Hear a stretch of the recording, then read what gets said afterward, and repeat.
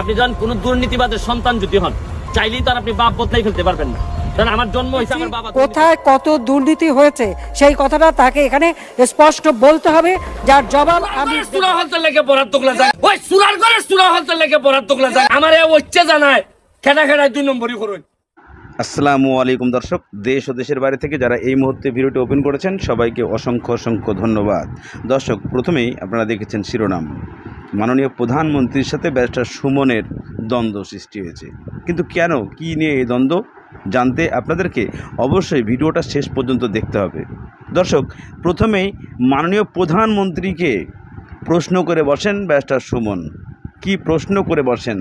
যে বাংলাদেশে আপনার সব দুর্নীতিবাজ, সবাই দুর্নীতি করে এবং সবাই অর্থ সম্পদ সব কিছু লুট করে।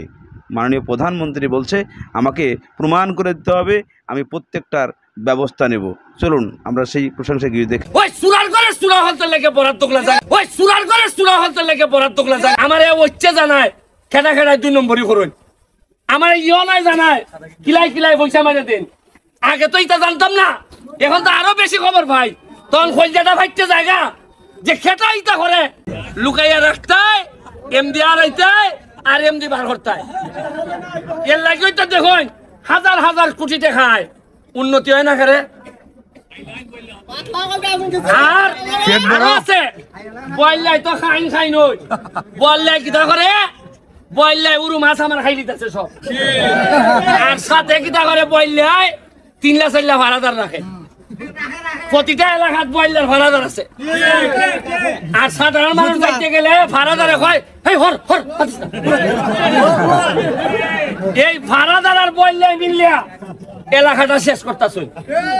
আমি কইছি উনান যতদিন আছে এইটা নাকি হাদিসেই আছে, একটা মানুষ সারা জীবন নাকি সংগ্রাম করে যাওয়ার লাগে, আর শান্তির জায়গা হইলো আখেরাতে গিয়া। আমি দেখছি আমার কপালের মধ্যে শান্তি নাই। আমি যদি শান্তি চাই আল্লাহর কাছে একমাত্র আখেরাতে গিয়া চাই। তবে এত মানুষে কষ্টে রাখিয়া জানেন নি, এমপি হইবার পর দেওয়ন্দি বেতন দিতে পারে না, লাল চান বেতন দিতে পারে না, গিলানি বাগান বেতন দিতে পারে না। এদিকে ব্যারিস্টার সুমন মাননীয় প্রধানমন্ত্রীর কথার উদ্দেশ্যকে কেন্দ্র করে উনি বলতে চাইছেন যে সব চোর, চোরের বাচ্চা চোর, এরা সবই চোর। এই চোরদের কারণে বরাদ্দ পায় না, এই চোরদের কারণে সমস্ত বরাদ্দ চুরি হয়ে যায়। এই চোরের কারণে আজকে আমার এলাকা চুনারঘাট 4 আসনে মানুষ সবাই গরিব হয়ে আছে, কেউ খাইতে পায় না ঠিকমতো। চা বাগানের শ্রমিকরা দিন আনে দিন তা খাইতে পারে না, চা বাগানের যে মালিকরা আছে তারা ঠিকমতো টাকা দিতে পারে না। আর আজকে আমি এই কথাগুলো বলছি, মাননীয় প্রধানমন্ত্রী কি বলেছে শুনে আসেন। আপনি যখন কোন দুর্নীতিবাদের সন্তান যদি হন, চাইলেই তো আর আপনি বাপ বদলাই ফেলতে পারবেন না। কারণ আমার জন্ম হয়েছে আমার বাবা দুর্নীতিবাদ। দিচ্ছি কোথায় কত দুর্নীতি হয়েছে সেই কথাটা তাকে এখানে স্পষ্ট বলতে হবে, যার জবাব আমি দেব। কারণ একটা কথা আমি এখানে স্পষ্ট বলতে চাই, ওয়ার্ল্ড ব্যাংক তো পদ্মা সেতু নিয়ে দুর্নীতির অভিযোগ এনেছিল, সেখানে কি কোনো দুর্নীতি হয়েছিল? দুর্নীতি হয়নি। দুর্নীতি হচ্ছে বাংলাদেশে। দুর্নীতি যদি সত্যি হতো তো এত অল্প সময়ের মধ্যে এইসব প্রজেক্টের কাজ কি শেষ হতো? কোথায় কত দুর্নীতি হয়েছে সেই কথাটা তাকে। আজকে কয়েকবার আমার কথা এখানে আলোচিত হয়েছে কমিশন রিপোর্ট সম্পর্কে। সেটা ছিল বিচার বিভাগীয় তদন্ত কমিশন, বাংলাদেশ সুপ্রিম কোর্টের রায়। এই আলোকে একটি নির্বাচন পরবর্তী 2001 সালের নির্বাচন পরবর্তী সহিংসতার ব্যাপারে একটি 3 সদস্য বিশিষ্ট একটি বিচার বিভাগীয় কমিটি গঠন করা হয়, কমিশন।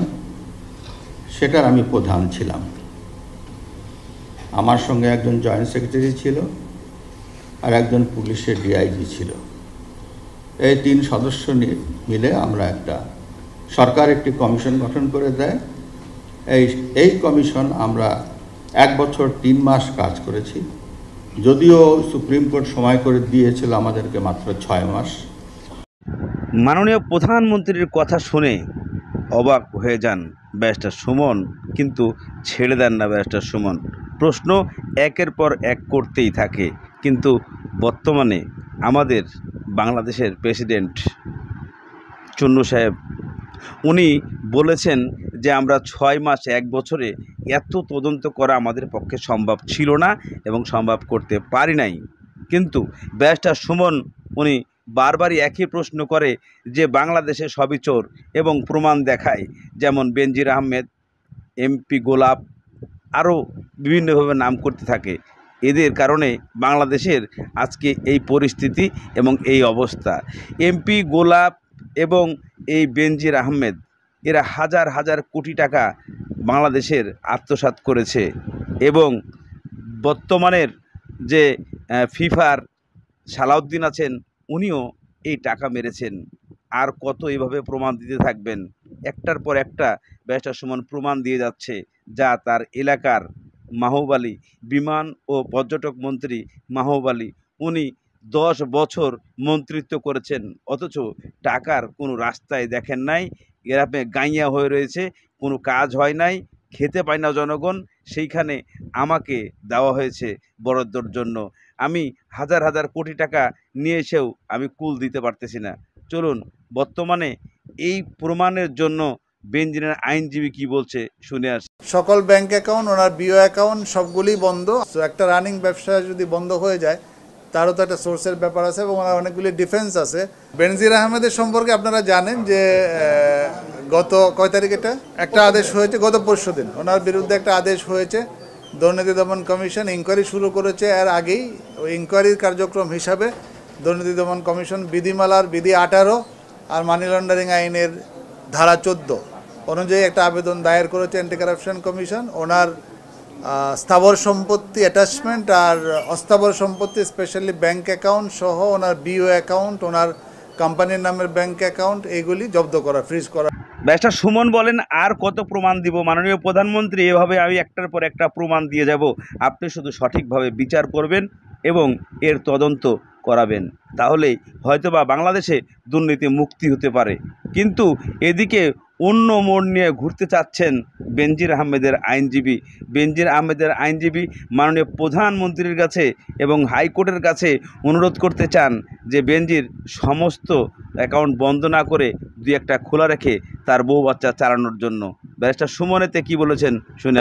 বান্দাই লিতাম পারি, কারণ শেখ হাসিনার সরকার যেভাবে টাকা দেয় আমার আগে জানা আছিল না। এইভাবে মানুষের লেগে টাকা দেয়। 6,000 শ্রমিকরা 5,000 টাকা করে দিতেছে চা বাগানের শ্রমিকরে। আপনারা জানেন হারভেস্টার, ধান কাটার হারভেস্টার গত মাসে 15টা পাইছি আমরা। কয়টা পাইছি? 15টা।